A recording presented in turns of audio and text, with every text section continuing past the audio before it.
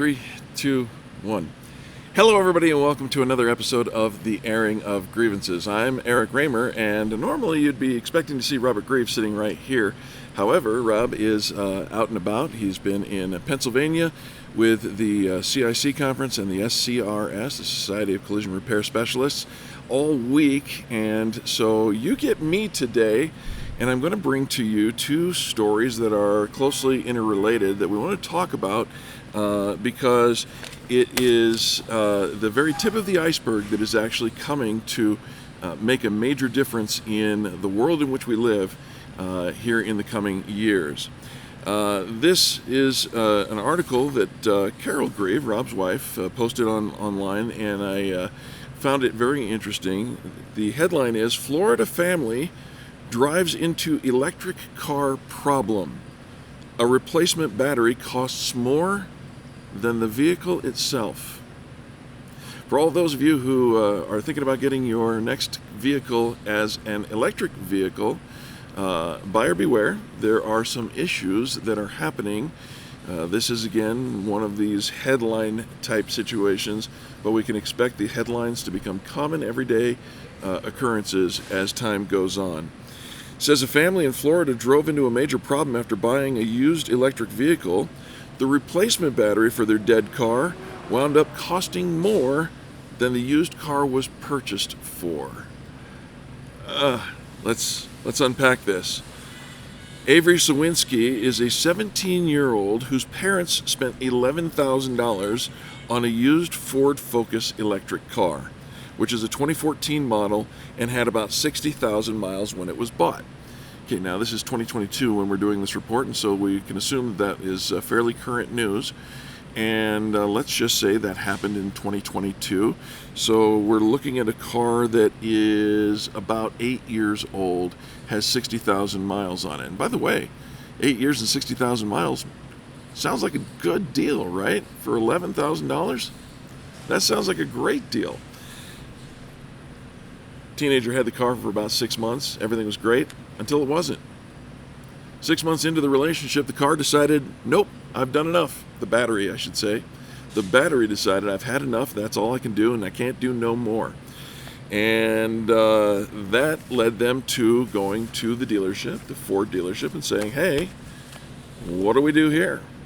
And the Ford dealership was happy to tell them that the battery for the electric car that they had purchased costs $14,000, $3,000 more than they paid for the car originally. $14,000. Well, wow, that's a lot of money. Maybe Grandpa could get involved. That's according to the article here. And Grandpa did step up and say, I'm happy to help out with some of the expenses. But that's not really the real problem. The real problem is that the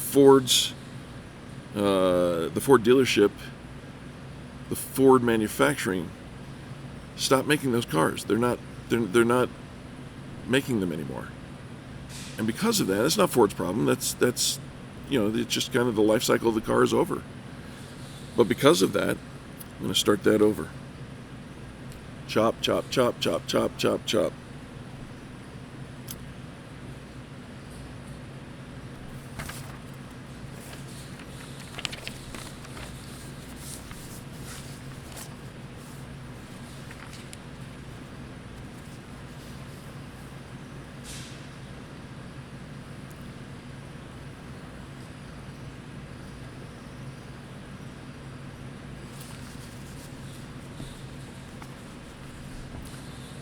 The real problem here is the fact that the Ford dealership, after advising them it would cost $14,000 to replace that battery, also informed them that there aren't any more batteries of that type anymore because Ford has discontinued the model. So this led me to wonder how many people are going to purchase a vehicle whose, unfortunately, their battery is going to die, and either the battery is more expensive than the vehicle's value, or, in this case, they're not even making them anymore. What do you do? That led me to another thought and another article. And that article is this, from the Orange County Register. The headline is, what happens when millions of electric vehicle batteries get old? Where do they go? What do we do with EV batteries once they're done? And this is a very real, not just in Orange County, California, but all across the country, the world.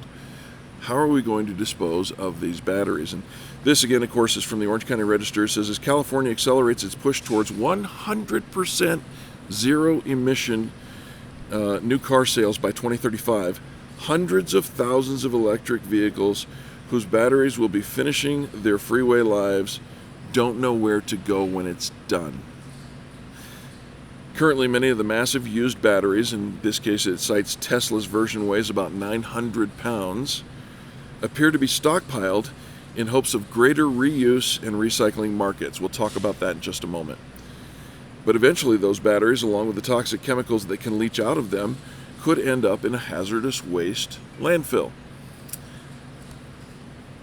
Those don't exist as well as they should for the volume of batteries that we're talking about. Remember, California is just one state, and yes, they do have a 0% emission, 100% zero emission goal for 2035. But there are many other states who are also pushing the electric vehicle situation. And where do those batteries go? And if you talk about New York's a big state, but there's not a lot of landfill space available. Where do you put these toxic batteries? We'll get more into it.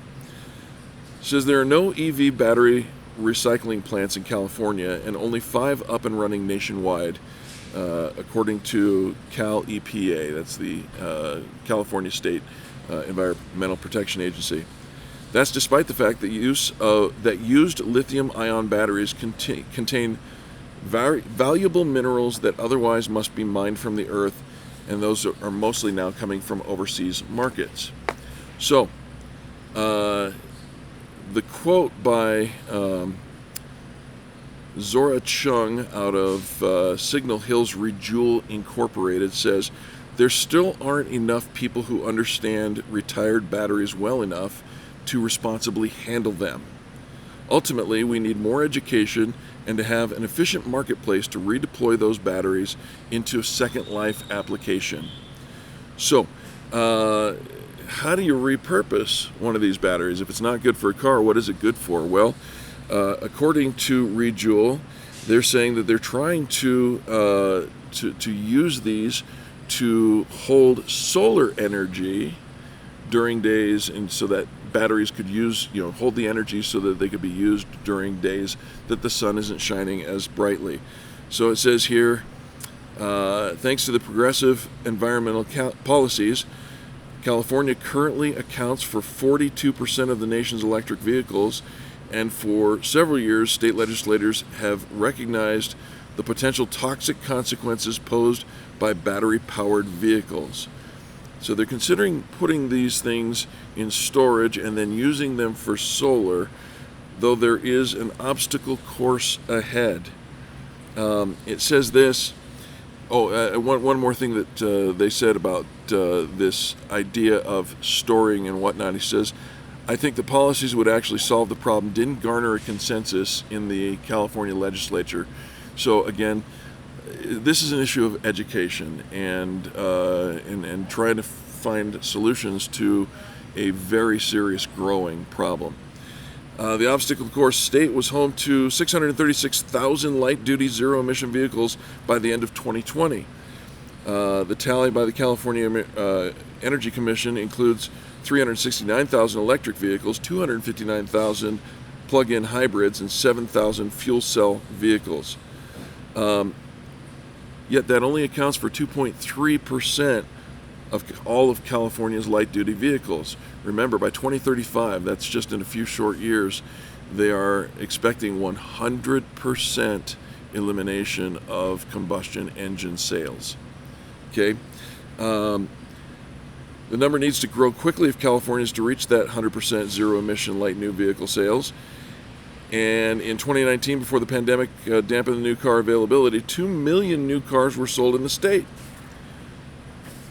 When a battery no longer provides the desired range for a car, it may have another decade of use for that solar energy or electrical storage that we mentioned. Sooner or later, though, most batteries will have to be dismantled and recycled or disposed of as hazardous waste. What do you do? Let's talk about storing batteries, especially batteries with toxic materials and minerals that have to be combined in a very special and delicate way. One of the things that you're not supposed to do with batteries is overheat them. Now let me tell you a story, and I hope to find some video for you. If I do, I'll put it right here. But I was just minding my own business at my apartment complex just a few months ago, and I looked up to find that the garbage disposal truck, the one that's specific for recyclables, was loading the dumpster in my apartment complex. And shortly after it loaded the dumpster into the truck caught on fire. Not just a little fire, huge flames flowing out of the top of the truck. I and some other people drew attention to these flames, and the guys jumped in their truck and they drove it off of the property onto another property that had a large parking lot. They dumped the contents on fire out of the truck to save the truck. It's good news. The fire burned so high, so hot, that it melted the asphalt and everything on the substructure below it, causing thousands, tens of thousands of dollars worth of damage. And when the investigation got through, it was discovered that it was renewable batteries that had finally served their lifespan and decided they were done, dumped into the dumpster instead of the proper way of disposing of them as per law in the state of Colorado. The dumpster, while they were in the dumpster, the sun got to doing what the sun does, overheated these batteries, and it was a Molotov cocktail in the making. My question to you today is, what do we do with all the batteries that are obviously mounting? We're selling EVs at an accelerated rate. The move is on in the direction of electric vehicles. But what do we do? And are we saving the country, the world, by our process? At least at this point, it sounds like we're robbing from Peter to pay Paul, and we've got some issues that we need to work out. I'm just a guy, I don't know all the technical stuff, but I'm here to tell you, we've got a serious issue on our hands, and smarter men than me are probably, and women, are probably putting their heads to it right now. Thanks for watching the Airing of Grievances. It's my hope to see you right back here again next week. If you would, leave a comment. I'd love to hear from you. Let Rob know that you missed him, and we appreciate you for watching. Have a great week. We will see you next Saturday.